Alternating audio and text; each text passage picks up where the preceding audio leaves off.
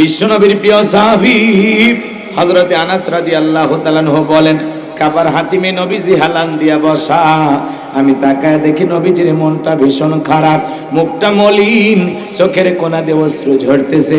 কিছুটা সময় অতিবাহিত হয়ে যাওয়ার পরে আমি তাকায় দেখি আমার নবীজি মুস্কি মুস্কি হাসতেছেন। জোরে বলেন মারহাবা। হযরতে আনাস দেখে বলেন, নবী গো, এই মাত্র দেখলাম মনটা খারাপ, মুখটা মলিন, চোখের কোনা দিয়ে অশ্রু ঝরতেছে, আবার কেন আপনি মুস্কি মুস্কি হাসেন? আমার নবী কেন কাঁদেন, কেন হাসেন? এর পেছনে রহস্য আছে না নাই? আমার নবীজির কান্না করার কারণ হলো নবীজির কলিজার টুকরা ছেলে সন্তানগুলো জন্মগ্রহণ করে। আবুল কাসেম জন্মগ্রহণ করে মারা যায়, আবু তাহের মারা যায়, ইব্রাহিম মারা যায়, ছেলে সন্তানগুলো জন্ম নেয়, আর একে একে ছেলে সন্তানগুলো মারা যায়, একটা ছেলেও জীবিত থাকে না। বলেন তো বাবা হিসাবে নবীর মনেও কষ্ট লাগে কিনা? একে তো ছেলে সন্তানগুলো মারা যায়, নবীজির কাছের চাচা নাম হলো আবু লাহাব ডেকে বলে, ভাতিজা, তোমার বংশে বাতি জ্বালানো কেউ থাকলো না, তুমি একটা লেজ কাটা, তুমি একটা নির্বংশচরী কন্যা, উযবিল্লাহ। একে তো সন্তান হারানোর ব্যথা, অন্যদিকে আপন মানুষদের সমালোচনা, নবীজির মনের কষ্ট কমে না বাড়ে। নবীজি মনে মনে কষ্ট পায়। আবার অন্যদিকে সাহাবায়ে কেরাম যারা ইসলাম ধর্ম গ্রহণ করে, কাফের বেঈমান তাদের উপর নির্যাতন জুলুমের স্টিম রোলার চালায়। আপনার আমার নবী রাতের বেলায় দারুল আরকামে বসা, হযরতে বেলাল তখনও কালেমা পড়ে মুসলমান হন নাই, রাত্রি বেলায় বিশ্ব নবীর দরবারে উপস্থিত হয়ে গেলেন। নবীজির চেহারার দিকে তাকাইয়া হযরতে বেলাল ডেকে বলেন, নবী গো, আপনার চাইতে সুন্দর মানুষ আমি জীবনে কোনোদিন দেখি নাই। জোরে বলুন মারহাবা। আপনার আমার নবী কতটা সুন্দর ছিলেন জানেন? আম্মা জান আয়েশা ডেকে বলেন, যারা ইউসুফ নবীর চেহারার দিকে তাকাইয়া ফালকার থেকে আঙ্গুল কেটে ফেলে দিয়েছিল, ওরা যদি বিশ্ব নবীর চেহারার দিকে তাকাইতো, শুধুমাত্র আঙ্গুল নয়, আঙ্গুল কাটতে কাটতে, হাত কাটতে কাটতে কখন যে নিজের কলিজা কেটে দুভাগ করে দিত, মুহূর্তের জন্য টের পাইতো না। আপনার আমার নবী এতটাই সুন্দর। সুবহানাল্লাহ বলেন। হযরতে জাবের রাদিয়াল্লাহু তাআলা আনহু বলেন, পূর্ণিমা রাত আমি রাসূলের বাড়িতে গিয়েছিলাম, সেদিন দেখেছিলাম চাঁদ উদয় হয়েছে দুইটা, একটা চাঁদ আসমানে আর একটা চাঁদ জমিনে। হযরতে জাবের রাদিয়াল্লাহু তাআলা আনহু বলেন, আমি একবার আকাশের চাঁদের দিকে তাকাই, আর একবার বিশ্বনবীর চেহারার দিকে তাকাই। হযরতে জাবের ডেকে বলেন, ওই আকাশের পূর্ণিমার চাঁদের চাইতেও আমার নবীকে আমার কাছে বেশি সুন্দর মনে হয়। আপনার আমার নবী কতটা সুন্দর ছিলেন জানেন? আম্মা জান আয়েশা ডেকে বলেন, ও দুনিয়ার মানুষ, তোমাদের একটা সূর্য আছে, আমি আয়েশার একটা সূর্য আছে। তোমাদের সূর্য উদয় হয় দিনের বেলায়, আরে আমি আয়েশার সূর্য উদয় হয় রাতের বেলায়। আম্মা জান আয়েশা একদিন রাতের বেলায় সেলাইয়ের কাজ করতেছিলেন, হাত থেকে সুইটা পড়ে গেল, বাতিতে কোনো সেল ছিল না, বাতি জ্বালাইতে পারলেন না। আমার নবীজি যখন এশার সালাত আদায় করার পরে ঘরের ভিতরে প্রবেশ করলেন, আমার নবী ঘরে ঢুকে সর্বপ্রথম আম্মা জান আয়েশাকে সালাম দিলেন। নবী ঘরে ঢুকে স্ত্রীকে কি দিলেন? নবী যদি ঘরে ঢুকে তার স্ত্রীকে সালাম দেয়, এই আমল উম্মতের ঘরেও থাকা দরকার আছে না নাই? ঘরে ঢুকে স্ত্রীকে সালাম দিবেন, এটা রাসূলের সুন্নাত। বাড়িতে আজকে সালাম দিবেন, আসসালামু আলাইকুম রহিমা, কেমন আছো সোনা? ঘরের দরজাটা খোলো না, আমি তোমার লিটনের বাপ, তোমার দিওয়ানা। বউ খুশি হয়ে দরজা খুলে দেবে, কথা বলেন না কেন? এটা আপনার ব্যবহার এত মিষ্টি না। আপনি বাড়ির দরজা চিল্লান, এ রুবেলের মা, এই দরজা খোল, বেশি দেরি হলে দরজা ভাঙ্গা ফেলে দিয়া আজ তোর পিঠের ওপর কি যে হবি রে। ভিতর থেকে বউ বলে, এটা স্বামী না সেকেন্ড আজরাইল। সব গরম বইয়ের উপর দেখায়, আছে না না? রাগ করতেছেন বাজান, এত কড়া মেজাজ হলে হবে না। এমনিতে ওরা বাঁকা হারের তৈরি, কথা কন ঠিক কিনা? যত বেশি সোজা করতে যাবেন তত ভেঙে শেষ। কথা কন না কেন? মা বোন আছে না, ওদের জন্য স্পেশাল কিছু বরাদ্দ আছে, খালি একটু অপেক্ষা করে, সময় মতো মাথার মেমোরির মধ্যে সেভ করা আছে, ডাউনলোড দিয়ে শোনাইয়া দিব। আমার ভাইয়েরা, বিবিকে সালাম দিবেন, প্রথমে সালাম দেওয়ার পরে লোকজন যদি না থাকে বইয়ের হাতটা ধরে মুসাফা করবেন। কার হাত? এই যুবকে কথা বলো না কেন? বইয়ের হাত, পাশের বাড়ির ভাবির হাত না, ধরলে হাত দিয়ে দুইটা বইয়ের হাত ধরে মুসাফা করবেন। একেবারে যদি ময়দান ফাঁকা থাকে কোলাকুলিও সেরে নেবেন। স্বামী স্ত্রীর মধ্যে সালাম আদান প্রদান হলে আল্লাহর পক্ষ থেকে রহমত নাজিল হবে। সে স্বামী স্ত্রীর মধ্যে সালাম আদান প্রদান হবে, তাদের ভক্তি, বিশ্বাস, শ্রদ্ধা, ভালোবাসা বৃদ্ধি পাবে। মারহাবা কোন? তাবিজ লাগবে না, হুজুরে পানি পড়া লাগবে না, স্বামী স্ত্রী মহব্বত এমনি বাড়বে যদি রসুলের 4টা সুন্নত আমল করতে পারে। মাত্র কয়টা? 4টি রোমান্টিক সুন্নত আছে। কি শুনবেন? কারা কারা হাত তুলে দিতে কি লিল্লাহে তাকবীর। দাঁড়ান, চিকিৎসা দিতেছি। কষ্ট হচ্ছে নাকি আপনাদের? তাহলে বাড়িতে যা বউকে সালাম দিবেন। এমন স্বামী আছে ঘরে ঢুকে এও কিছু বলে না, বউ কিছু বলে না, দুইজনে বোবা। কথা কয় না কেন? বাড়ি ঢুকে বউক সালাম দিবেন, তারপরে ঢুকে। বউকে সালাম দিলে কি ছোট হয়ে যাবেন? গরিব হয়ে যাবেন? যেই মুখ দিয়ে স্ত্রীকে সালাম দিবেন ওই মুখ দিয়ে বউকে আর গালি দিতে পারবেন না, খালি মহব্বতের কথা বের হবে। আমার বাজান রাগ করতেছেন মনে হয়। আমার ভাইয়েরা, যে কথা বলতে চাচ্ছিলাম, নবীজি সালাম দিয়ে ঘরে প্রবেশ করলেন। আম্মা জান আয়েশা ডেকে বলেন, নবীজির চেহারার আলোতে সুইটা কই পড়ে আছে আমি পরিষ্কার দেখতে পেয়েছি। আপনার আমার নবী কেমন নবী পাইছি জানেন? যে নবী জমিনে পথ চললে আসমানের মেঘ এসে ছায়া প্রদান করত। যে নবী হা বললে পুরো পৃথিবীবাসীর জন্য আল্লাহ পাক হালালে পরিণত করে দিত। যে নবী না বললে পুরো পৃথিবীবাসীর জন্য আল্লাহ পাক হারামে পরিণত করে দিত। আসমানের চাঁদের দিকে ইশারা করলে চাঁদ 2 টুকরো হয়ে যায়। জমিনে পা তুললে মাওলা পাকের আরশে আজিমে পৌঁছে যায়। সেরা স্যান্ডেল নিয়ে গেছে মেরাজে। কি স্যান্ডেল? আল্লাহ রাসূল স্যান্ডেল খুলতে চায়। আমার আল্লাহ বলে, বন্ধু তোমারে যে কত ভালোবাসি তুমি তো জানো না। ও বন্ধু, স্যান্ডেল খোলার কোনো প্রয়োজন নাই, এটা আমার রাজধানী হতে পারে, কিন্তু বন্ধু তোমার সম্মান মর্যাদা আমি আল্লাহ এমন জায়গায় দিয়েছি, তোমার পায়ের সেরা স্যান্ডেলের চাইতে আমার আরশ আমার কাছে দামি হতে পারে না। খোলা লাগবে না বন্ধু, পরনে যা আছে তাই পরে আসে। সুবহানাল্লাহ, কি মুহাব্বত, কি ভালোবাসা। তুর পর্বতে মুসা নবী জুতা পরে উঠতেছে। আল্লাহ বলে, এই মুসা, এটা পবিত্র পর্বত, এই পাহাড়ে ওঠার আগে জুতা খোলে। পাহাড়ে উঠবে নবী জুতা খুলে, আর রসুল আরো সে গেছে সেরা স্যান্ডেল খুলে। আল্লাহ রসুল একটু লজ্জা পায়ে খুলতে চাচ্ছেন। আল্লাহ বলে, বন্ধু খোলা লাগবে না। সুবহানাল্লাহ, কি মুহাব্বত আমার নবীকে আমার আল্লাহ করেন। সেই নবীর উম্মত আমরা। সেই রসুলকে যদি একটু মহাব্বত করতে পারি, আর রসুলের ইত্তেবা যদি করতে পারি, অনুসরণ যদি করতে পারি, রসুলের জীবন আদর্শ দিয়ে নিজের জিন্দেগিটা যদি সাজাইতে পারি, কনফার্ম আমরা জান্নাতি। সুবহানাল্লাহ, কষ্ট হয় নাকি আপনাদের? যে নবী ঘেমে গেলে শরীরের ঘামগুলো আম্মা জানেরা শিশিতে জমা রাখতেন, আর বিশেষ দিনে রসুলের শরীরের ঘামগুলো সুগন্ধি হিসাবে ব্যবহার করা হতো। যে ছাগলের স্তনে দুধ নাই, রসুলের হাত লেগে গেলে দুধে পরিপূর্ণ হয়ে যায়। যে খাবার 2 জন মানুষ খাবে, এমন খাবার রসুলের হাত লেগে গেলে শত শত মানুষ খাবার খেয়েও যেমনি খাবার তেমনি থাকতো। বলেন মারহাবা। সেই নবীর কাছে হযরত বেলাল কথা মনে আছে না নাই? শুধু তাই নয়, সাহাবীরা যখন ক্ষুধা লাগতো, বাড়িতে খাবার ছিল না, অনেক গরিব সাহাবী ছিল, রসুলের কাছে আসতেন, নবীজির চেহারাতে তাকায় থাকতেন, পেটের ক্ষুধার কথা তারা ভুলে যাইতেন। বলেন সুবহানাল্লাহ। নবীর চেহারা দেখে দেখে তারা কি ক্ষুধার কথা ভুলে থাকতেন। সুবহানাল্লাহ, কেমন সুন্দর মানুষ ছিলেন। চলেন সামনের দিকে গেলে একটু মজা পাবেন। কষ্ট হচ্ছে আপনাদের? হযরতে বেলাল ডেকে বলেন, নবী আপনি নাকি কালেমার দাওয়াত দেন, ইসলামের প্রচার প্রসার করেন গো নবী, আমার একটু কালেমা পড়ে মুসলমান বানায় দেন।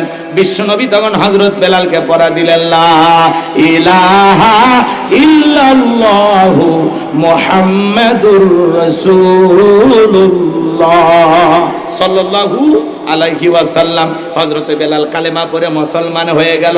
আমার নবী ডেকে বলে, বেলাল কালেমা পড়ে মুসলমান হয়েছো, আপাতত প্রকাশ করা যাবে না, কারণ ইসলামের অবস্থা এখন ভালো না। আপনারাই বলেন তো বাজান, ইসলামের অবস্থা কি সব সময় ভালো থাকে? কথা বলেন না কেন?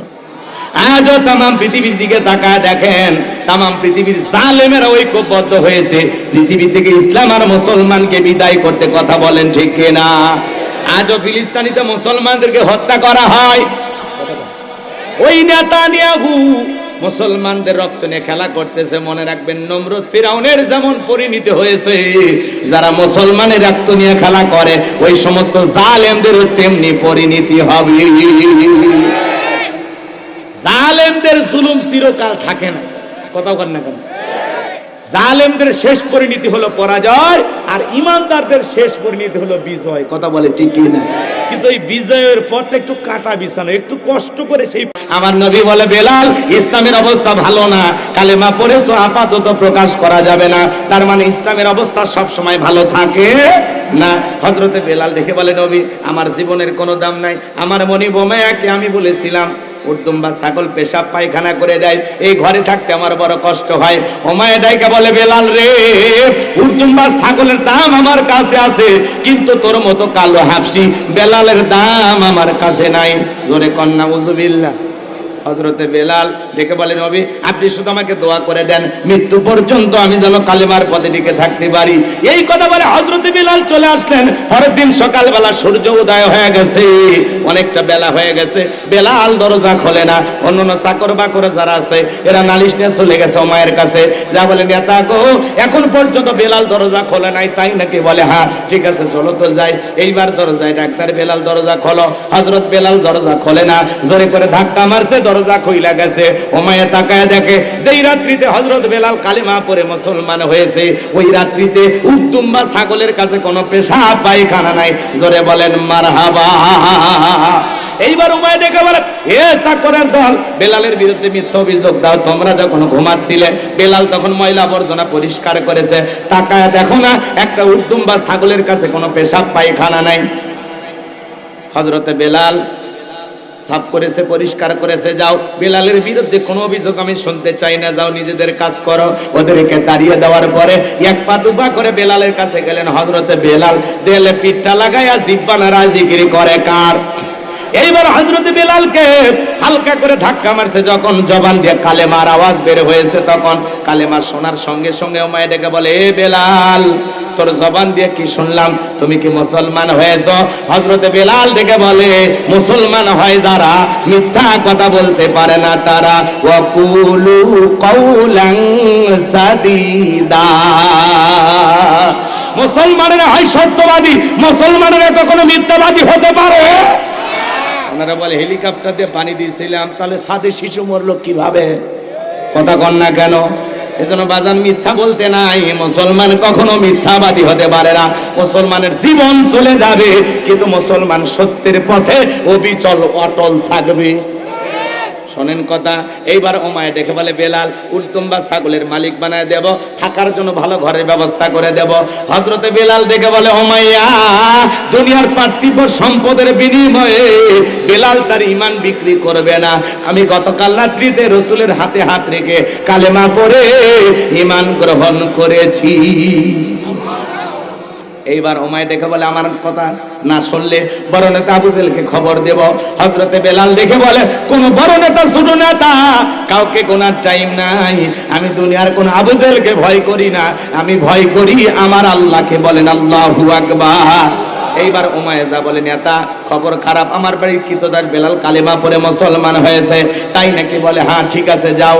আবু জেহেলের বিশেষ একটা বাহিনী ছিল, ক্যাডার মাস্তান সাঙ্গ পাঙ্গ ছিল, যাদের কাজই হলো মুসলমানদের উপর নির্যাতন জুলুম চালানো। এজন্য মনে রাখবেন, জালেমদের একটা বিশেষ বাহিনী থাকে, যাদের কাজই হলো মুসলমান ইমানদারের রক্ত নিয়ে খেলা করা। কথা বলেন ঠিক কিনা? পুরো পৃথিবীতে তাকায় দেখবেন, জালেমেরা ক্ষমতা টিকানোর জন্য তাদের স্পেশাল একটা বাহিনী থাকে। তাদের বিরুদ্ধে কথা বলে তুলে নিয়ে যায়, ক্রস ফায়ার দেয়, কথা কয় না, আয়না ঘরে বন্দি করে। কথা কন ঠিক কিনা? আমার ভাইয়েরা লম্বা হবে, লম্বা করব না। আবু জেহেল সাঙ্গ পাঙ্গনে ওমরের বাড়িতে হাজির হয়ে গেল, ডেকে বলে বেলাল এই দিক আয়, এসব কি শুনছে তুমি নাকি মুসলমান হয়েছো? ও বেলাল, তুমি যদি চাও উর্দুম বা ছাগলের মালিক বানায় দেব, থাকার জন্য কোয়ার্টার বানায় দেব, ব্যবসা বাণিজ্য যদি করতে চাও দিরহাম টাকা পয়সা যা লাগে দেব। বেলাল তুমি চাইতে দেরি, তোমার চাওয়া পূরণ করতে আমরা দেরি করব না। হযরতে বেলাল ডেকে বলে আবু জেহেল রে, দুনিয়ার সব সম্পদ যদি দিতে চাও, বেলাল দুনিয়ার সব সম্পদ ছাড়তে রাজি, কিন্তু বিশ্ব নবীর কালেমা ছাড়তে রাজি নাই। চিৎকার মেরে বলেন মারহাবা। বিলালের মতো যারা খাঁটি ইমানদার, এদেরকে টাকা দিয়ে কেনা যায় না। মুনাফিক মার্কা মুসলমান যারা টাকার কাছে বিক্রি হয়, তারা ওদের টাকা যেই দিকে ফতুয়া সেই দিকে। টাকার বান্ডিলের কাছে মুনাফিকেরা ঈমান আমল বিক্রি করে। এক প্যাকেট বিরিয়ানি খায়, কয় ম্যাডাম আপনি জান্নাতি। এ কথা কন নাকি আপনারা?